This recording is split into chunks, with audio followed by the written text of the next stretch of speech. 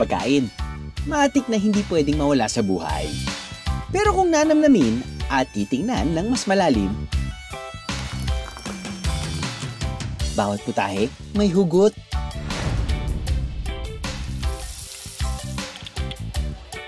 Bawat subo may kwento.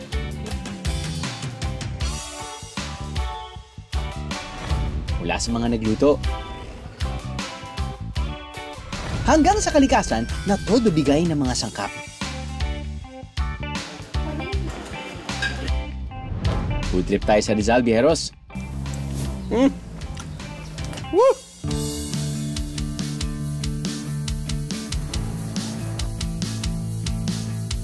At dahil mas masarap kumain ng may kasalo, may mga kasama tayong loud and proud Rizaleño.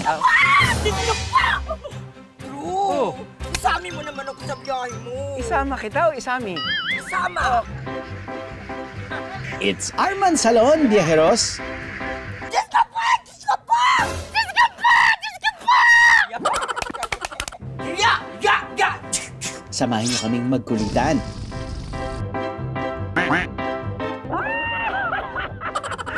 Ganyan ako! Gawin ka! Para sa akin mga pangarap! Na may kasamang kurot sa pusong kwentuhan. May 5 akong anak. Wala akong pinagsisisihan. Masaya. Sama-sama tayong maging OA. At mabusog sa mga pagkaing ihahain ng Rizal.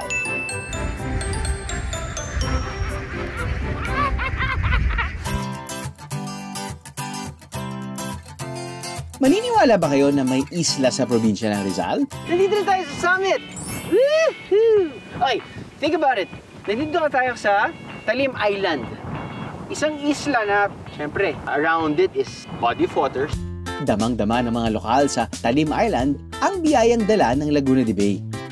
Mula sa kanilang pangkabuhayan hanggang sa kanilang paboritong ihain.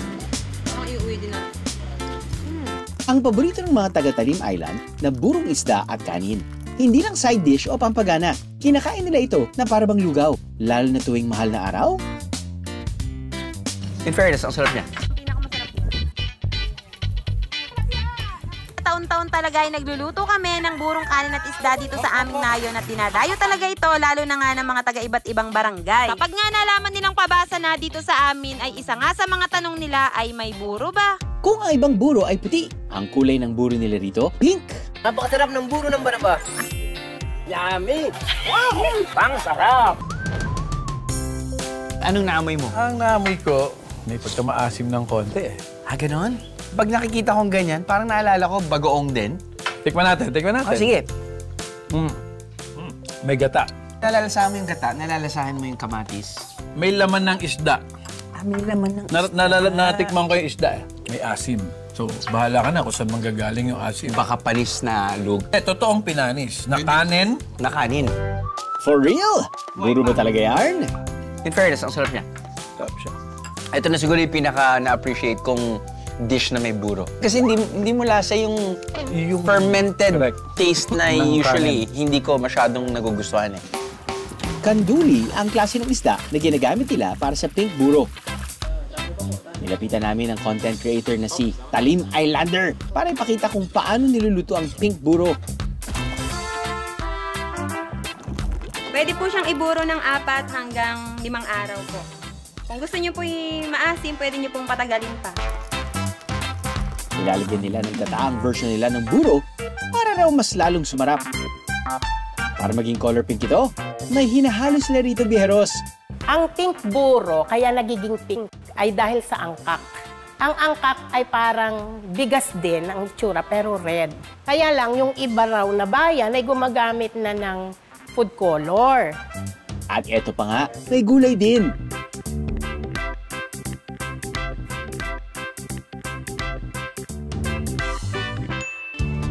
Ang Rizal ay lupon ng mga bayan along Laguna Lake. Ang mga pagkain dito ay gawa sa mga kung ano yung nahuhuli sa Laguna Lake. Mga isda, hipon. Mula sa Talim Island, dito ang susunod nating food trip sa art capital of the Philippines, Angono, Rizal, kung saan sikat na sikat ang fried itik.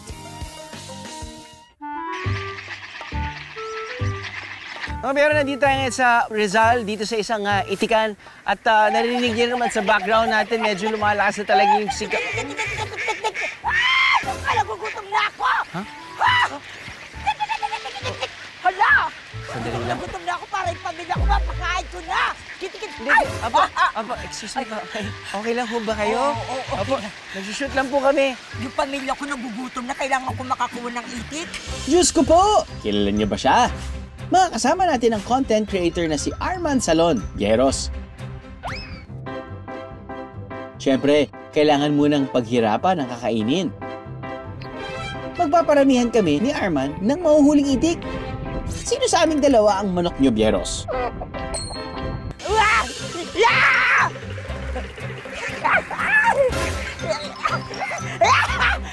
Nasaan ako? G naman pala ito si Arman. Wala pang 15 seconds. Aba, nakaapat na siya. Habang ako,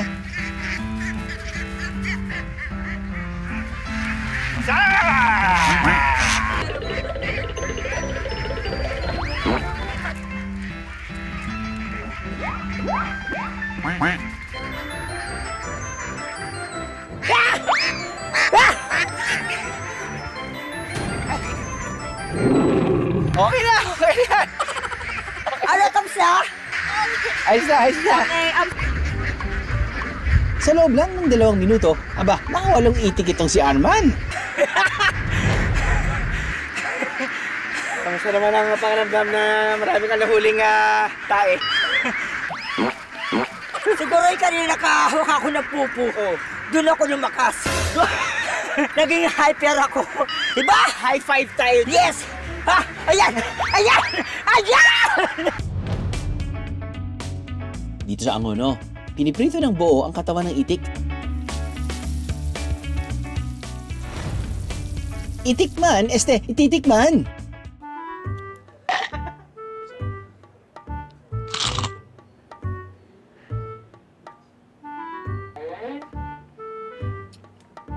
Hindi kasi nagutom na talaga. Pasensya na talaga. Masarap. Ayun, sarap nito. Masarap. Kung ito yung matamis na sauce na... ako, ito nga yun. Parang malasa siya. Ah. Ramdam mo yung lasa. Kahit anong part, sobrang malasa. Di ba usually kapag kakain ka ng manok, yung chicken breast, yun yung parang hindi kinakain yun ng mga tao dahil gusto nila yung thigh or yung legs or yung wings. Ito kahit ano, Kahit breast. pagkagat-magad talaga malasa na agad eh. Oo. Yan eh. Ang sarap. Tira mo naman yung mga anak mo. Kala ko, nanghuli tayo para sa mga anak mo. Ito na nga kayo. Ito yan. Ito, siya na tayo. Ay, akin lang ito. Pwede naman. Kakaya naman. Nagbago pa eh. Bakit nga ba talamak ang fried itik dito sa Angono? Kasi nung araw, maraming mga farm ng itik dahil sa itlog, dahil dinadala to sa pateros panggawing balot. Ang problema kasi sa itik, sandali lamang yung panahon ng kanilang pag-iitlog. Nagkakaroon kami ng excess na mga meat ng itik, nauso ang pagpa-fried itik sa Angono. Bukod sa kanilang itik, nakikilala na rin ang mga exotic food dito sa Angono. At kung usapang exotic food, ang restaurant na ito ay pinupuntahan. For today's video, uod ang mumukbangin natin, Byeros. Ito ang mga uok o coconut worms. Ang kakainin naming uok ni Arman, nakadepende sa aming mga baga. Ha? Ang challenge, palakasang hipa ng mga kandila. May 9 na kandila na ihihilera sa aming harapan. Bibigyan kami ng tig 2 beses para hipa ng mga ito. Kung ilan ang matitirang kandila na may sindi, yon ang bilang ng uok na kakainin namin.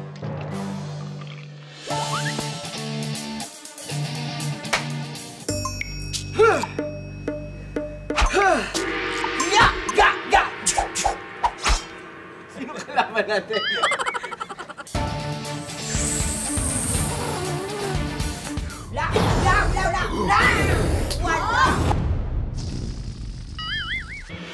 Apat na kandila ang natirang may sindi sa akin.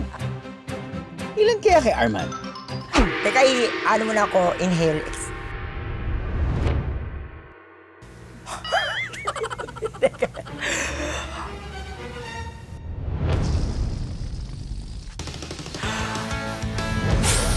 Wow, lakas! 4 din ang natirang kandila ni Arman. Ibig sabihin, pareho kaming tig-4 na uok ang kakainin. Yay! Pero hindi naman fresh uok ang aming kakainin. Kundi itong uok tempura. Ayun naman pala. Arman, paano ba yan? Tiga-4 tayo. Eh di, kailangan. Kailangan. Kainin natin. Gusto mo ako naman ang una. ikaw mauna. Para lang, syempre, ikaw yung guest. Nahiya naman ako sa'yo. Ay, syempre, No? Para siyang uok.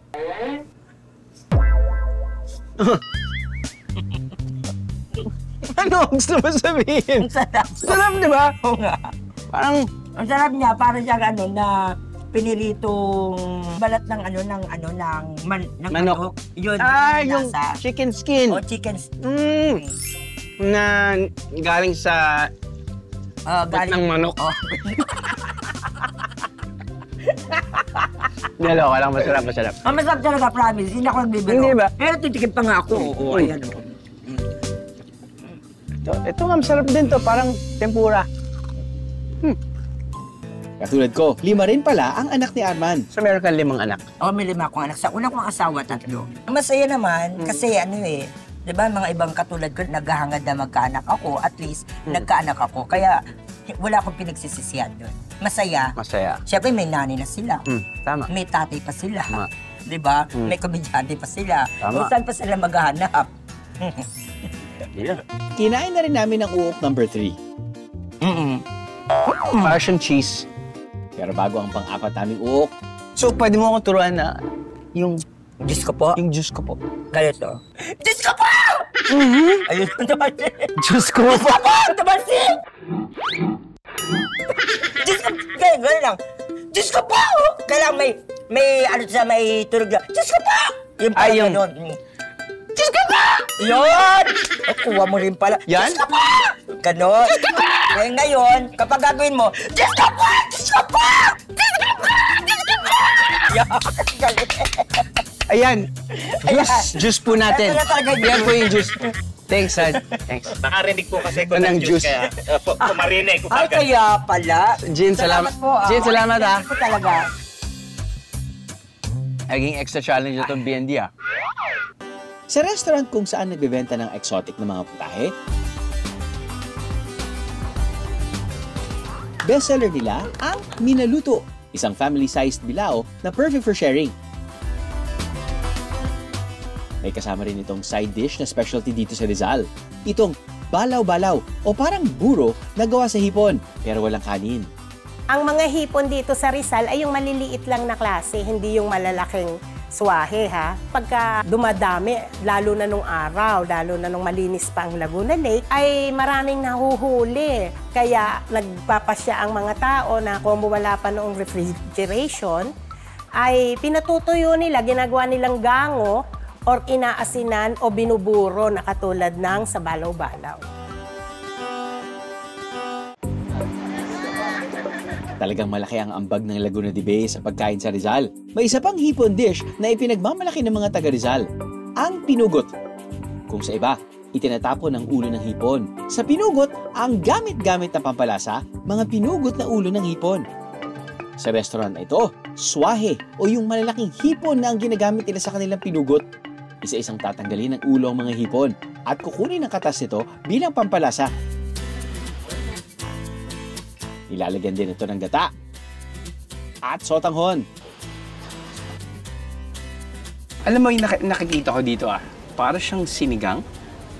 Alam mo yan? Yun yung naamoy ko. Para siyang sinigang. Ayan, meron pa sigarilyas. Siyempre, siling haba. Meron tayong eggplant. At yung sauce natin, excited akong subukan. Uy. Ayun, no? Meron siyang asim ng sinigang. pero meron din siyang gata. Sinigang na may gata. Plain and simple, pero yung flavors niya hindi plain and simple. One more time. With feelings.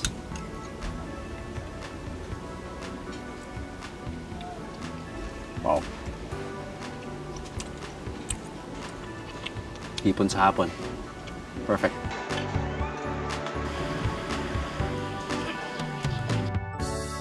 Hindi kalayuan mula sa Laguna de Bay.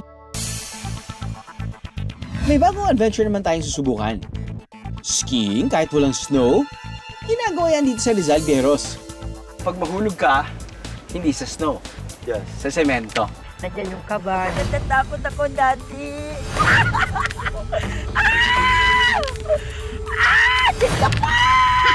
Makakasama natin ang grupong Morong Nordic Roller Ski dito sa Morong, Rizal. Pwede po siya for competition. Kailan nagaganap to? Sa July po. July. Saan po? Yes, sa Thailand. Sa Thailand. Yes. So, yung mga countries na walang snow siguro, yung... Yes po. Yes, yes. 2022 nang magsimula silang mag-ensayo sakaling ito. Bakit niyo napili to? Unang-una kasi, ang barangay namin, maganda yung pinakang terrain. Kasi ang roller ski na laro, kailangan may flat, merong uphill, and then may downhill. Right. So, At hindi masyadong dapat steep. Yes. Sakto lang dapat yung grade. Opo. So, pwede bang subukan ko yung roller ski? Diyos ka pa! Drew! Isami mo naman ako sa biyahe mo. Isama kita o isami? Isama! Kasi iba yung isami oriental, iba yun. Isama mo ako, dali na please naman, para matutunan ko naman yan. Sure, dalawa naman yung meron yan, so wala problema. Salamat talaga. Diyos ko! Akala ko ako na yung pinaka-OA.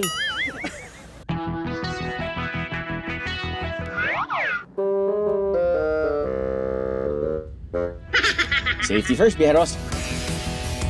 Tara, skiing na tayo.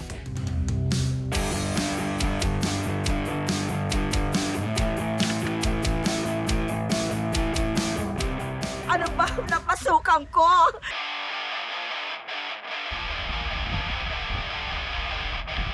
Naalala ko yung feeling ng sinubukan din natin yung ski sa snow.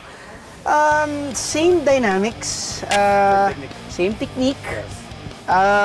Yun nga lang, pag mahulog ka, hindi sa snow, yes. sa semento. Kaya po, bago namin talaga pagbulusukin, gumawa kami ng panibagong lumipat, make sure namin na may balance ang bata. Mararamdaman mo talaga if hindi mo masyadong ginagamit yung little muscles mo around the ankle. Mangangawit ka kapag hindi mo parating ginagawa. Nakakatuwa din dahil tayo mga Pilipino umaangat sa ice skating, wala naman tayong snow. Parang ito mga to, wala namang snow pero gumagawa pa rin sila ng, paraan para ma-maximize tong ski. In this case, roller ski. Yes po. Ikaw, Arman, kamusta ka naman dyan? Ganyan. Para matulak kayo. Sige po. Nice. Good po. Parang nag-aaral ako maglakad nito ah. Yes po. Pero nakagulo. Dati, Tama po yung ginagawa niyo. natatakot ako dati. Turuan mo ko maglakad. Go, go, go. Lalo tayo! Go Team Philippines! Go Team Mate! Ganyan ako! Gawin niyo! Para sa aking mga pangarap! Diyos ko! Nandiyan ka ba? May mga bagay kahit di natin alam, kailangan natin pag-aralan. Ayan na! Ayan na! Ayan na! Good job naman, Arman. Ang roller skiing pwede rin daw subukan ng mga turista. Basta't makipag-ugnayan lang sa grupong Morong Nordic Roller Ski para may plano ito, Bieros. Saan pa ba tayo tatabo kung murang pagkain at bilihin ng nais? Eh di sa palengke. Dito sa Morong, sa probinsya ng Rizal, may mga pagkain na classic daw para sa mga lokal. Ang pansit palengke. Rekta raw sa supot kung kainin yan. Pang-almusal sa umaga, gano'n.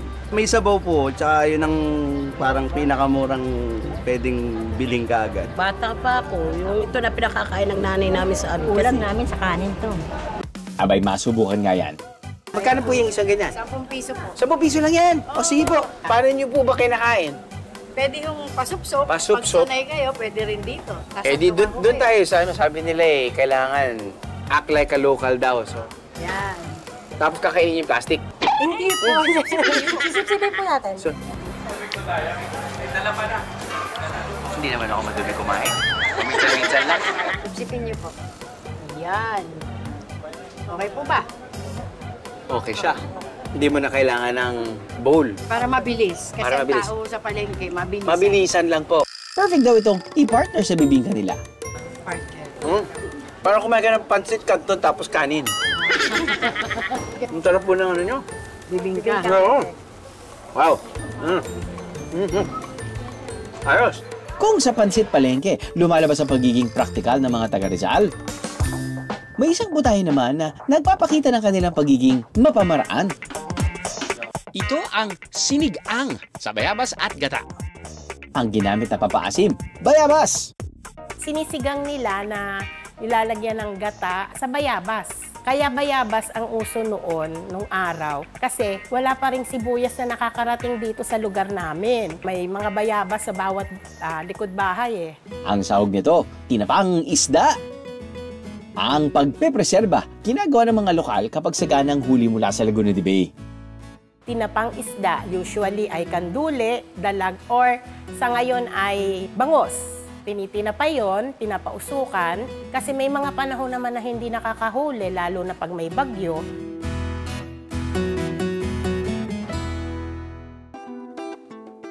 Makukumpleto ba ang food trip kung walang dessert? May isang panghimagas na buhay pa rin sa loob ng ilang henerasyon. Ang puding ni Anding mula sa Morong, Rizal. Nung araw kasi, after the war, nung na-liberate na tayo ng mga Amerikano sa mga Hapon, maraming supply ng gatas galing Amerika. So, yung great-grandmother ko ay nag-imbento ng luto ng puding. Kasi ang puding naman kasi yung mga lumang tinapay sa bakeries, ano. Sa ngayon, imbis na tira-tirang tinapay, bagong tinapay na raw ang gamit nila sa putahing ito. Tapos ay tinitimplahan niya ng gatas, itlog at butter.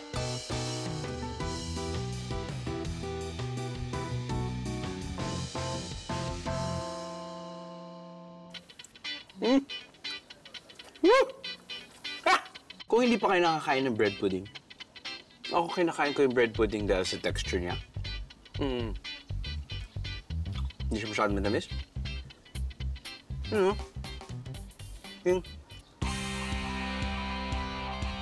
Sa dami ng ninukbang natin sa Rizal, may isang umangat sa panlasa ko. For me, yung pinaka-paborito ko na nalasahan and with some depth na feeling ko hindi ko makakalimutan, yung... Anong pangalan nga ulit nun? Dalawa lang, yung pinugot. Dahil parang ngayon ko lang yata natikman yung ganong combo. Ang sarap lang, ano eh, pasok eh. Pasok sa, alam mo yung perfect sour flavor na nakakatakam, na gusto mong kumain ng kanin. Sa pagtikim ko sa mga pagkaing tatak Rizal, nalasahan ko rin ang tamis, asim, at linamnam ng buhay ng mga taga Rizal.